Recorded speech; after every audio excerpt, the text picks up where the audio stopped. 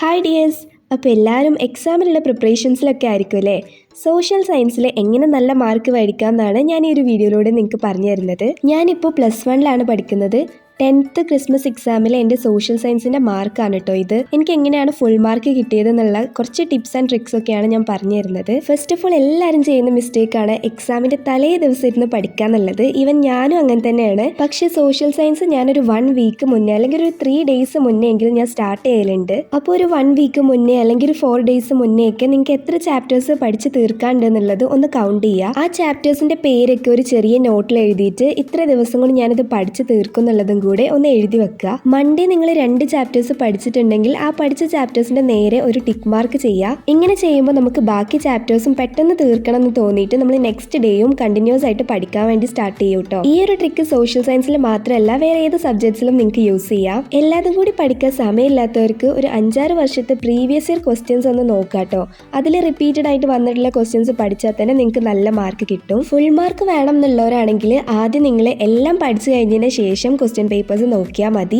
അതും തലേ ദിവസം മാത്രം പ്രീവിയസ് ഇയർ ക്വസ്റ്റ്യൻ പേപ്പേഴ്സ് നോക്കുക.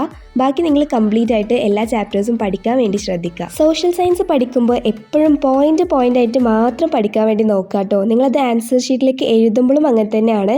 essay ക്വസ്റ്റ്യൻസ് ഒക്കെ എഴുതുമ്പോൾ ജസ്റ്റ് 6 പോയിന്റ് അല്ലെങ്കിൽ ഒരു 5 പോയിന്റ് ഒക്കെയാണ് നിങ്ങൾ എഴുതേണ്ടത്. 10th essay ക്വസ്റ്റ്യനിൽ എപ്പോഴും ചൈനീസ്, ഫ്രഞ്ച്, റഷ്യ റവല്യൂഷൻസ് ഒക്കെയാണ് വരല്. അപ്പോൾ അതൊക്കെ പഠിക്കുമ്പോൾ നിങ്ങൾ പോയിന്റ് ആക്കിയിട്ട് മാത്രം പഠിക്കുക. സോഷ്യൽ സയൻസ് ബൈഹേർട്ട് പഠിച്ച് എക്സാം എഴുതിയാലും നല്ല മാർക്ക് കിട്ടും. പക്ഷെ പബ്ലിക് എക്സാമിനൊക്കെ നിങ്ങൾക്ക് കംപ്ലീറ്റ് ചാപ്റ്റേഴ്സ് ഉണ്ടാവും. അപ്പോൾ ബൈഹേർട്ട് ചെയ്തതൊന്നും ഓർമ്മ നിൽക്കൂല. ഞാനിങ്ങനെ പഠിക്കലെന്ന് വെച്ചാൽ ആദ്യം നമ്മൾ ജസ്റ്റ് ഒന്ന് വായിച്ച് നോക്കുക, എന്നിട്ട് അതിൻ്റെ മീനിങ്ങും ജസ്റ്റ് മനസ്സിലാക്കുക. ഇനി നിങ്ങൾക്ക് മീനിങ് അപ്പോൾ മനസ്സിലായില്ല എന്നുണ്ടെങ്കിൽ എന്തെങ്കിലും യൂട്യൂബ് ക്ലാസ്സിൽ എന്തെങ്കിലും നോക്കി പഠിക്കുക. മീനിങ് നല്ലപോലെ മനസ്സിലാക്കിയതിന് ശേഷം ബൈഹാർട്ട് ചെയ്യുക. അപ്പോൾ ബൈഹാർട്ട് ചെയ്യാന്ന് പറയുന്നതിന് കാരണം സോഷ്യൽ സയൻസിൽ നമുക്ക് പുതിയതായിട്ടുള്ള കുറേ വേർഡ്സ് ഉണ്ടാവും. അപ്പോൾ ആൻസർ ഷീറ്റിൽ എഴുതുമ്പോൾ ആ സെയിം വേർഡ്സ് തന്നെ യൂസ് ചെയ്യാനായിട്ട് ശ്രദ്ധിക്കണം. 10th ഒരിക്കലും സ്കിപ്പ് ചെയ്യാൻ പാടില്ലാത്ത ഒരു ക്വസ്റ്റ്യൻ ആണ് ഈ ഒരു ഗ്രിഡ് റെഫറൻസ് മെത്തേഡ് കേട്ടോ. ഇതുവരെയുള്ള എല്ലാ പേപ്പേഴ്സിലും ഈ ഒരു ക്വസ്റ്റ്യൻ കാണാൻ വേണ്ടി പറ്റും. അപ്പോൾ എന്തായാലും ഇത് പഠിക്കാൻ നിങ്ങൾക്ക് 4 മാർക്ക് ഷുവർ ആയിട്ട് കിട്ടും. നെക്സ്റ്റ് 4 മാർക്ക് ഷുവർ ക്വസ്റ്റ്യൻ ആണല്ലോ ഈ ഒരു മാപ്പിൽ നമുക്ക് അടയാളപ്പെടുത്താനുള്ളത്. അപ്പോൾ നിങ്ങൾ ഇത് എങ്ങനെയാണ് പഠിക്കുന്നത് എന്നുള്ളത് കമന്റ് ബോക്സിൽ ഒന്ന് പറയാം. അപ്പോൾ ഇതും നിങ്ങൾക്ക് അടയാളപ്പെടുത്തി പഠിക്കാനുള്ളത് കുറേ വീഡിയോസ് ഒക്കെ ഇപ്പോൾ യൂട്യൂബിൽ അവൈലബിൾ ആണ്. അപ്പോൾ കുറേ മാപ്പ് നിങ്ങൾ വാങ്ങി വെച്ചിട്ട് അതേപോലെ ഒന്ന് വരച്ച് പഠിക്കുക. എക്സാമിൻ്റെ തലേ ദിവസം പഠിക്കരുതെന്ന് പറയാനുള്ള ഒരു മെയിൻ റീസൺ എന്ന് പറഞ്ഞാൽ തലേ ദിവസം നമുക്ക് റിവിഷൻ ചെയ്യാനുള്ളത് മാത്രമാണ് കേട്ടോ.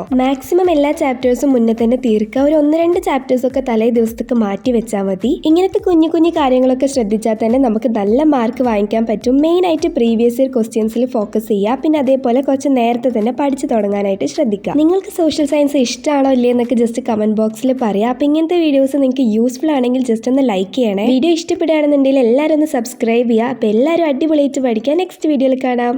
ബൈ.